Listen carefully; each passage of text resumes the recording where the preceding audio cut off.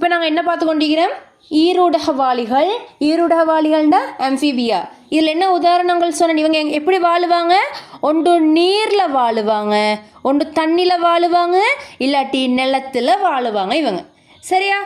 அடுத்தது இவங்க தான் ஒன்றாவது இந்த உலகம் உருவாகின நேரம் விலங்குகள் ஒன்றுமே ஈக்கல்ல. ஒன்றாவது தண்ணியில் தான் இந்த விலங்குகள் தோற்றம் பெற்றுச்சு.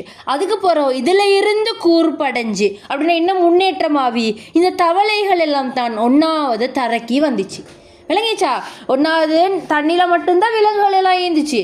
ஐக்கிய போகிறோம் நிலத்துக்கு வந்த ஒன்றாவது விலங்கி கூட்டம் இந்த ஈருடகவாளிகள் தான். சரியா? அப்படி இந்த அம்ஃபிபியா தான் வந்துச்சு, தவளைகள் எல்லாம் தான். சரியா? அப்போ ஒன்றாவது பாயிண்ட் எழுதிக்கோங்க, உதாரணங்கள். ஒன்றாவது தரையிலையும் நீர்லையும் வாழும்னு சொல்கிற பாயிண்ட். ரெண்டாவது பாயிண்ட் உதாரணங்கள்: தவளை, தேரை, சலமந்தரா, நியூட்டுக்கள், இத்தியோபிஸ். அடுத்த பாயிண்ட் என்னது? முதன் முதலில் தரையில் குடியேறிய விலங்கு கூட்டம்.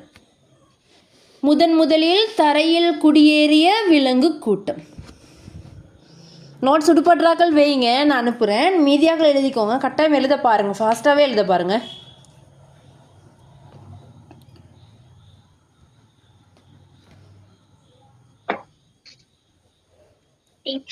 ஆமாம், சொல்லுங்கள்.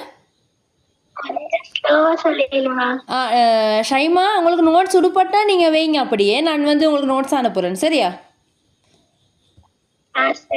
ஓகே, ஃபாஸ்ட்டாக எழுத ட்ரை பண்ணுங்க. ஃபாஸ்ட்டாக ஷார்ட்டாக எழுத ட்ரை பண்ணுங்கள், ஃபுல் சென்டென்ஸும் எழுதாமல். சரியா? இல்லாதாக்கள் வைங்க, நான் நோட்ஸ் அனுப்புகிறேன். 7 வரைக்கும் எழுதுங்க. உதாரணம் சொன்னேன்: தவளை, மரத்தவளை, தேரை, சலமந்தரா, நியூட்டுக்கள், இவங்க எல்லாரும் உதாரணம்.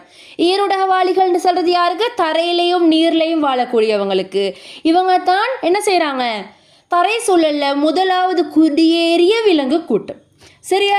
இவங்களோட வாழ்க்கை காலத்தில் அரைவாசி காலத்தை கடக்கிறதுக்கு நீர் தேவை. அரைவாசி காலத்தை தரையில் கடத்துவாங்க. சரியா?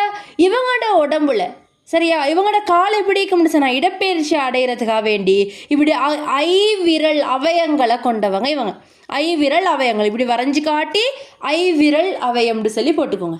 இடம்பெயர்வுக்காக வேண்டி ஐவிரல் அவயங்களை இவங்க பயன்படுத்துகிறாங்க. சரியா?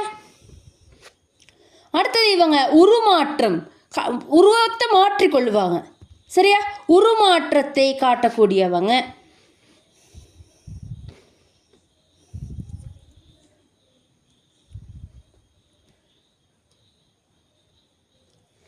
இவங்களோட தோலில் செதிலிக்குமா மீன்களுக்கு மாதிரி இல்லை. இவங்களோட தோலில் செதில் இல்லை.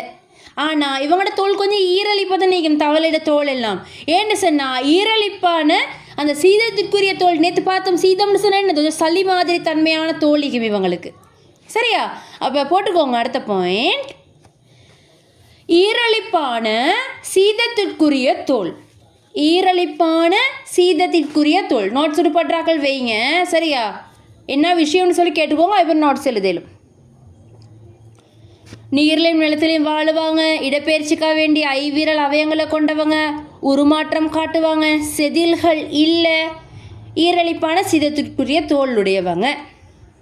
இவங்களோட ஹார்ட்டில் 3 அறைகள். நாங்கள் மீனுக்கு பார்த்தோம் 2 அறை தான் இருந்துச்சு. இவங்களோட ஹார்ட்டில் 3 அறைகள் இருக்குது. சரியா? என்னன்னு சொன்ன இவங்களுக்கு 2 சோனை அறையும் 1 இதய வரையும் இருக்குது. மார்க் பண்ணிக்கோங்க. அவங்களுக்கு 1 சோனை அறை 1 இதய வரை. இவங்களுக்கு 2 சோனை அறை 1 இதய வரை.